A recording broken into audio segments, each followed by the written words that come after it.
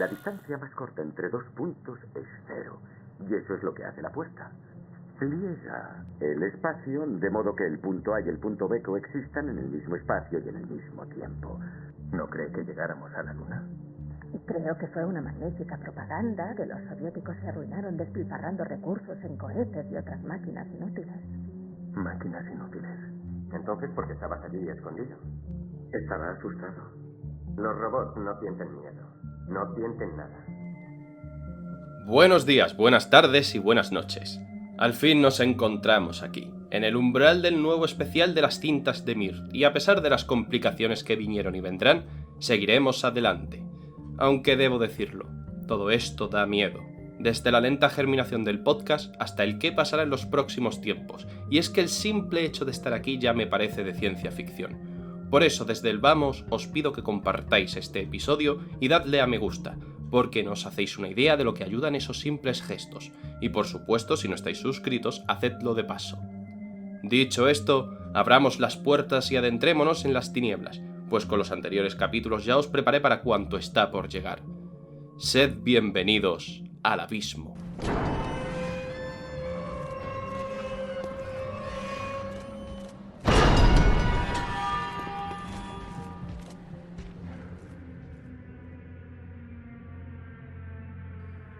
Soy consciente de que estos dos géneros no son para todo el mundo, aunque es cierto que en la actualidad son más las personas que los aprecian, o como mínimo que los disfrutan, concretando mucho más en el terror. Pero si estáis aquí, significa que sentís algo de curiosidad por descubrir qué es lo que guardan estos lares. Es normal, somos humanos y es algo intrínseco en nosotros. La curiosidad, la necesidad de saber, conocer qué es aquello que hace ruido tras las paredes de nuestra ignorancia. Es justo en este punto donde, en algunas ocasiones, germina el miedo, y la ciencia ficción lo sabe muy bien, pues aun no teniendo todos sus temas un enfoque terrible y espantoso, sí que pueden llegar a dar mucho juego al fusionarse.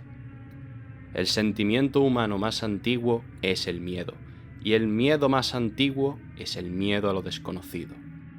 Todo ello lo iremos viendo conforme avancemos, pero de primeras vamos a conocer un poco de historia. Os voy a contar cómo estos dos géneros han ido evolucionando con el pasar de las décadas hasta nuestros días, y cómo en cierto modo también se han deteriorado.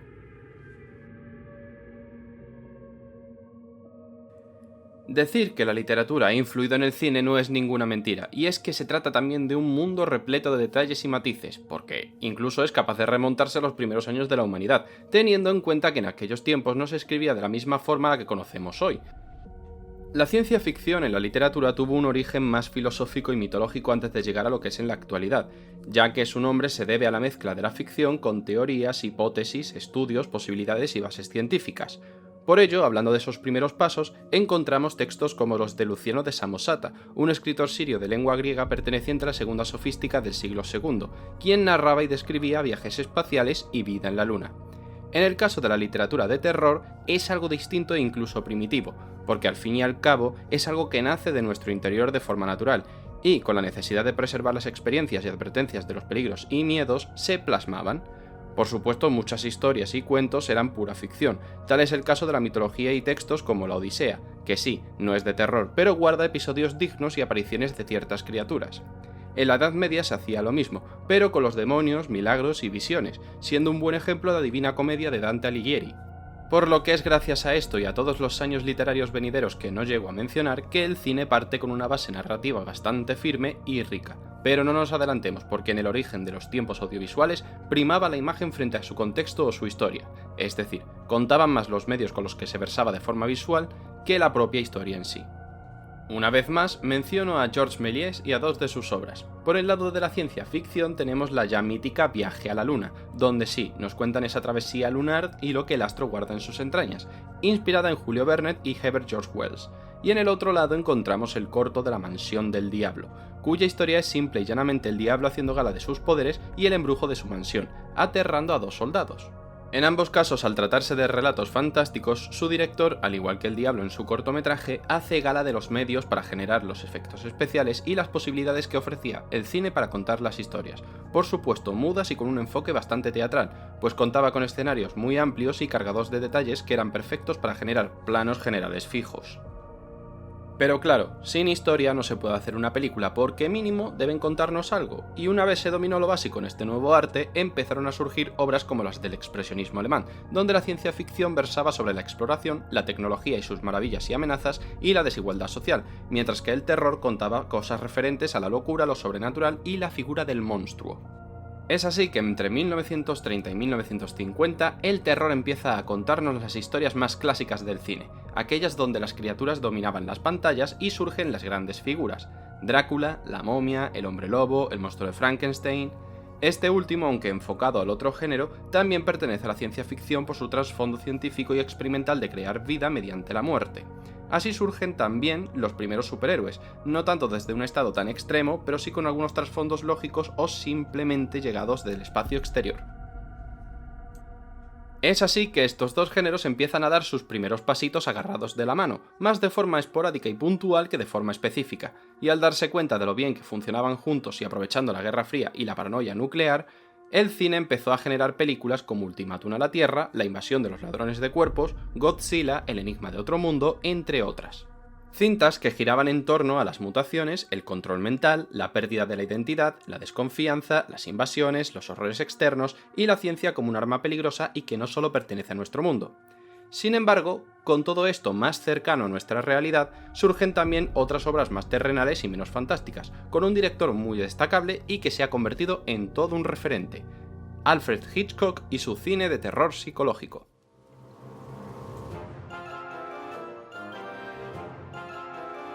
Por supuesto, no todas sus películas son así, pues los pájaros juegan con un terror más identificado y el monstruo es visible en la pantalla, que en este caso serían las aves. Pero seguro os preguntáis, ¿qué es el terror psicológico? En pocas palabras, es el horror que no ves, el mal que no existe, el peligro ausente y que sin embargo percibes en cada rincón, la sensación de amenaza constante y no saber de dónde proviene.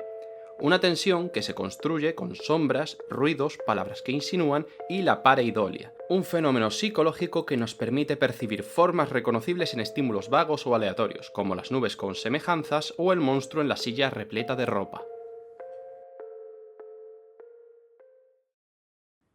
De esta forma llegamos a los años 70, donde se rompen las cadenas y tabúes, lo que nos permite ser mucho más creativos en lo visceral y comienzan a surgir películas como El Exorcista, La Matanza de Texas, Carrie o la famosa Halloween, popularizándose así el subgénero del terror conocido como slasher, y que trae consigo a muchos monstruos populares: Michael Myers, Jason Voorhees, Freddy Krueger, Chucky, etc.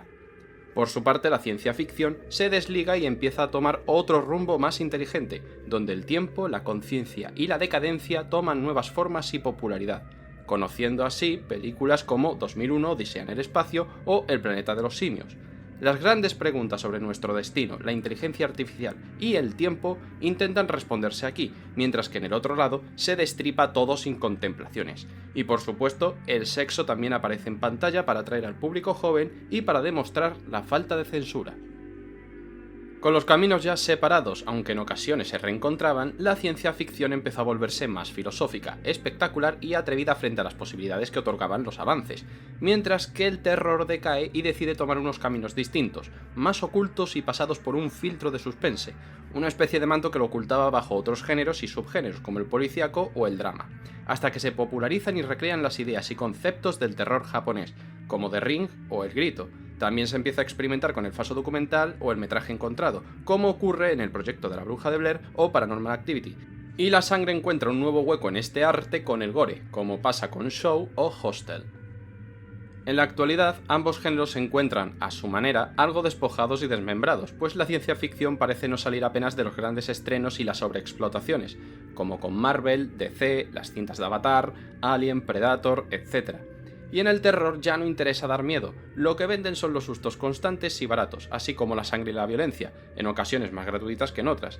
Y sí, también hay una sobredosis en algunas franquicias o el regreso de algunos clásicos reinterpretados. Algunos ejemplos generales de estos rasgos son Terrifier, donde hay violencia pura y dura, la saga de los Warren, cuyas entregas se basan únicamente en los sustos, el remake de Nosferatu de Robert Eggers, que no llega a ser la original, la secuela que salió de La Profecía o El Exorcista, la saga de Insidious, donde cada entrega era más floja que la anterior, etc. Una decadencia bastante clara de ambos géneros que solamente en algunas ocasiones logra darnos alguna alegría.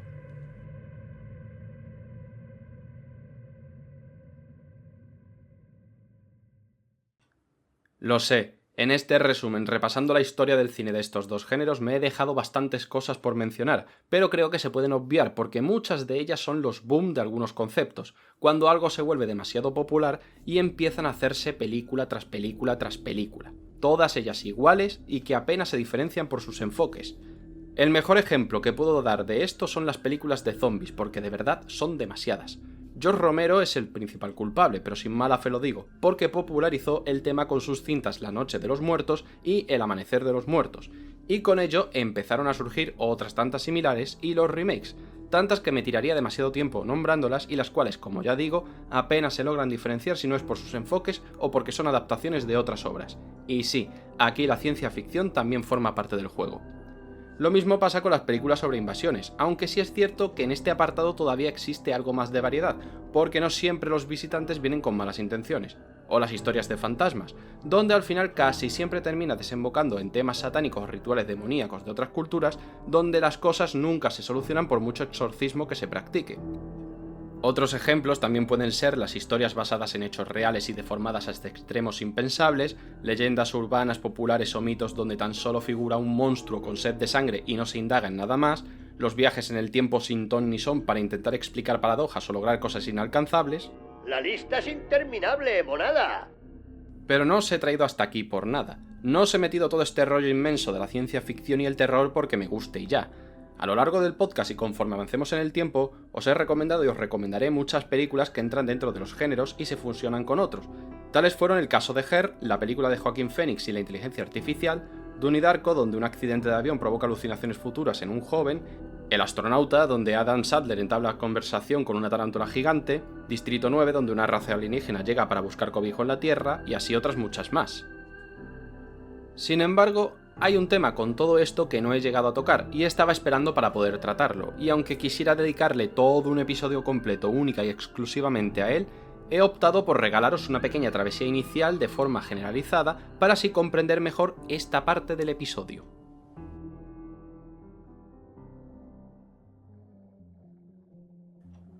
Retomando un poco esa época donde ambos géneros se mezclaban, había una serie de textos literarios muy de nicho que también lo hacían y con el tiempo se creó un subgénero nuevo de fuerza extrema, el horror cósmico. Escuchando esto seguro que se os vienen a la cabeza las invasiones alienígenas y ya, pero no amigos, esto es mucho más y ha servido para engendrar muchas historias, algunas enfocadas más al estilo y otras simplemente derivadas. El horror cósmico se aleja de lo tradicional, y aunque su nombre se debe a la vastedad del espacio, no siempre gira en torno al mismo, porque su eje principal es lo desconocido, lo incomprensible, lo inconmensurable, aquel horror que, sin necesidad de ser maligno ni provenir del exterior, nos hace sentir tan ínfimos, tan diminutos, que nuestra única posibilidad de salvación es la ignorancia a tiempo, o cuando es demasiado tarde, la muerte, pues en palabras del escritor Howard Philip Lovecraft, la muerte es misericordiosa, ya que de ella no hay retorno, pero para aquel que regresa de las cámaras más profundas de la noche extraviado y consciente, no vuelve a haber paz. Nacido en 1890 y fallecido en 1937, natal de Providence, Howard Philip Lovecraft es uno de los máximos referentes para aquellos que aprecian el terror y trabajan sobre él, y no simplemente se dedican a contar historias de sangre y vísceras. Su literatura, aunque fantástica, bebe mucho de infinidad de culturas y textos científicos, porque Lovecraft siempre escribió por amor al arte y nunca por vender, y esto se reflejó con el tiempo en quienes lo leyeron y estudiaron, porque hay un gran trasfondo en su psique literaria si se quiere comprender lo que significa la palabra terror. Por supuesto, su literatura tiene muchísimas criaturas y monstruos, las cuales han podido reflejar en mayor o menor medida dentro del audiovisual, pero es gracias a su sabiduría científica, teológica y filosófica que se logra comprender cuál es el auténtico temor para la humanidad: la insignificancia. Lovecraft decía que el ser humano es tan supersticioso que si le arrebatas a su Dios comenzará a creer en otra cosa, y esa otra cosa podía ser la ciencia, la cual para más Inri podría coexistir con uno o varios dioses, siendo conscientes de que eso era solo un término dado por la humanidad para intentar comprender a esas fuerzas superiores. un concepto que la ciencia, como buena conocedora, se auto-otorga muchas veces por lograr cosas impensables, como la clonación, la creación de vida o la modificación del ADN. Gracias a todo este egocentrismo y la falsa superioridad humana, el escritor de Providence y sus seguidores entienden que a lo que más tememos es a caernos del pedestal que nosotros mismos nos imponemos, a ser menos o directamente ser nada. Esto, junto con la teoría del Valle Inquietante, son de los mayores temores de la humanidad y todo parte de lo desconocido. A pesar de todo, este estilo tan característico es complicado llevarlo al cine, pero no imposible. Difícil porque al fin y al cabo es un medio donde lo visual prima y salvo que entiendas bien el horror cósmico, resulta casi imposible no llevarlo a la pantalla sin mostrar a los monstruos, tal y como pasaba con las películas de Dagon, la secta del mar, la cual es una adaptación de La sombra sobre Innsmouth, o la duología de la herencia Valdemar, que toma inspiración de varios textos de Lovecraft. Y por si os lo preguntáis, no os recomiendo estas películas salvo que sintáis cierta curiosidad, y si tal es el caso, mejor ved Dagon, la secta del mar. La duología mencionada, aunque sea un producto español, no es más que un somnífero y un espantacinéfilos. Si lo que queréis son buenas recomendaciones, podéis ir al tercer episodio de este podcast donde hablo de la trilogía del Apocalipsis de John Carpenter, la cual se cimenta en la idea de esa deidad incomprendida que llega de otro mundo dispuesta a instaurar sus reglas para poder existir, mas no por maldad, sino porque es su propia naturaleza. Esta trilogía se compone de 3 cintas dispares entre sí, pero solo 2 de ellas se consideran dentro del subgénero, La cosa y En la boca del miedo. Esta última es, para muchos, de las mejores en cuanto a horror cósmico se refiere, además de ser un homenaje bastante particular al escritor de Providence. Otras películas muy destacables serían La niebla, la cual es una adaptación de Stephen King, quien es un fan de Lovecraft y que aportó su granito de arena al universo literario del mismo. Otra cinta sería la inspirada directamente en el autor, Necronomicon, el libro de la muerte, que si bien es antigua, guarda bastante esencia y respeto y no deja indiferente a nadie, a diferencia de la película de Evil Dead, donde aparece un Necronomicon muy distinto al que originó Lovecraft en su universo. Horizonte Final, protagonizada por Sam Neill al igual que en La boca del miedo, y que tira más por explicaciones científicas para engendrar el espanto que queda sin una posible explicación. Las diversas adaptaciones de El color que cayó del cielo, uno de los cuentos más famosos del escritor y de las cuales voy a resaltar solo 2.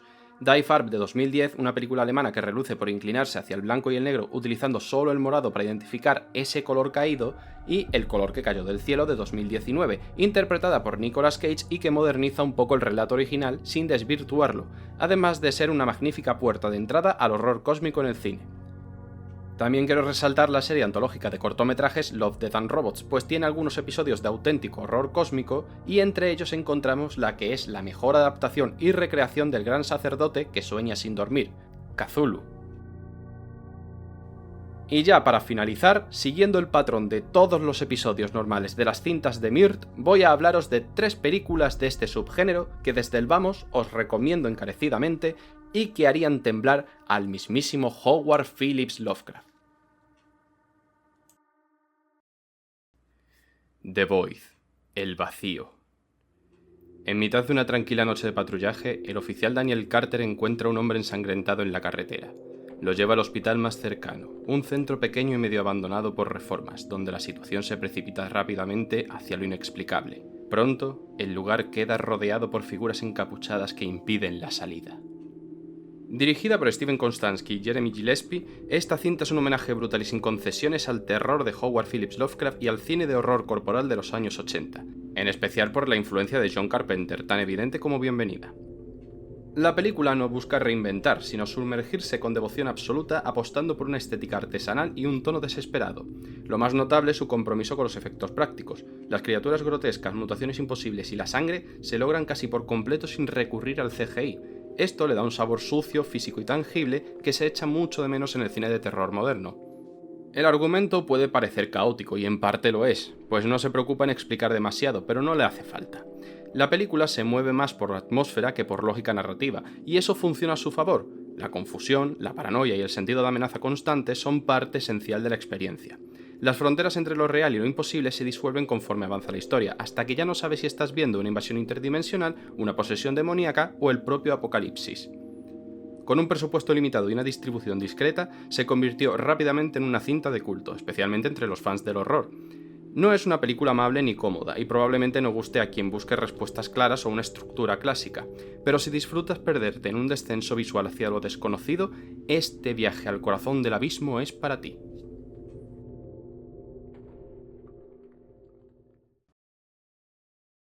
The Endless, el infinito. Justin y Aaron son dos hermanos que escaparon hace años de lo que ellos recuerdan como una secta suicida. Sus vidas actuales, sin rumbo y marcadas por la pobreza, no son precisamente envidiables y cuando reciben una misteriosa cinta de vídeo desde el antiguo campamento, Aaron insiste en volver. Dirigida y protagonizada por Justin Benson y Aaron Moorhead, este largometraje es una rareza fascinante dentro del cine independiente, con una estructura que mezcla ciencia ficción, drama familiar y horror cósmico que construye su tensión desde la inquietud creciente y el misterio existencial. Y lo más interesante es que se desarrolla en el mismo universo narrativo que Resolution, una película anterior de los mismos autores. Ambas se complementan, pero pueden verse por separado sin problemas. Lo que comienza como una historia sobre traumas del pasado va mutando poco a poco en un rompecabezas donde los personajes parecen atrapados en bucles repetitivos bajo la mirada de una entidad invisible que manipula la realidad. No se explica qué es, ni de dónde viene, ni por qué lo hace. Y precisamente ahí está el encanto, en su ambigüedad, en su voluntad de dejar al espectador con más preguntas que respuestas. La cinta tiene muy pocos efectos visuales, pero cuando aparecen en pantalla son impactantes, y mantiene una atmósfera densa todo el rato que logra transmitir el aislamiento, la desesperación y una amenaza inabarcable sin necesidad de mostrarla del todo. Y el resultado final es algo así como si Lovecraft se hubiese encontrado con Primer, una película de 2004 española, y Coherence, una película de cine independiente de 2013.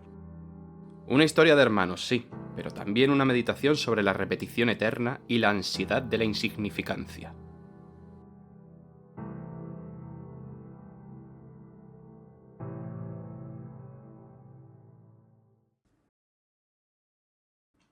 The Empty Man, el hombre vacío. Cuando un adolescente desaparece en un pequeño pueblo de Missouri, el expolicía James La Sombra se ofrece a ayudar a su madre en la búsqueda. Lo que empieza como un caso típico pronto lo sumerge en una conspiración esotérica donde el nombre de una entidad conocida como el hombre vacío aparece una y otra vez.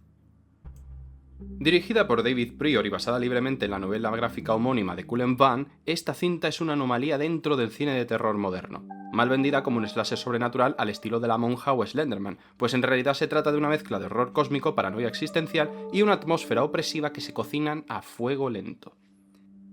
James Bagdale lleva el peso de la historia con una interpretación contenida y torturada, construyendo a un personaje que no solo busca respuestas externas, sino que carga con sus propias pérdidas. A medida que avanza, lo que parecía ser una leyenda urbana juvenil se revela como la superficie de una estructura mucho más profunda, un culto filosófico que mezcla el misticismo, la neurociencia, el nihilismo y el horror metafísico. Todo ello narrado con una elegancia que recuerda más a Zodiac o Enemy que a una película típica de terror. El problema es que la cinta fue víctima de su propio estudio, apenas promocionada y lanzada de forma silenciosa en plena pandemia. Sin embargo, ha logrado ganarse una fuerte base de admiradores que destacan su ambición y su ejecución estilística, entre los cuales me incluyo. En este largometraje, el miedo nace de ideas, de la pérdida de voluntad, de la disolución del yo y de ser un mero canal para algo insondable. La película sugiere más de lo que muestra, y lo poco que muestra basta para que algo se te quede enquistado por dentro. Un descenso al abismo con rostro humano y sin fondo.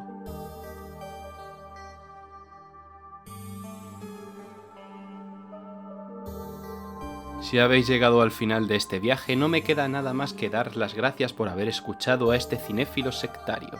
Y recordad que podéis seguirme en mis redes sociales como Mirbler, que podéis dejarme en comentarios o mensajes las películas que os gustaría que tratase y compartid el podcast si os gusta lo que escucháis.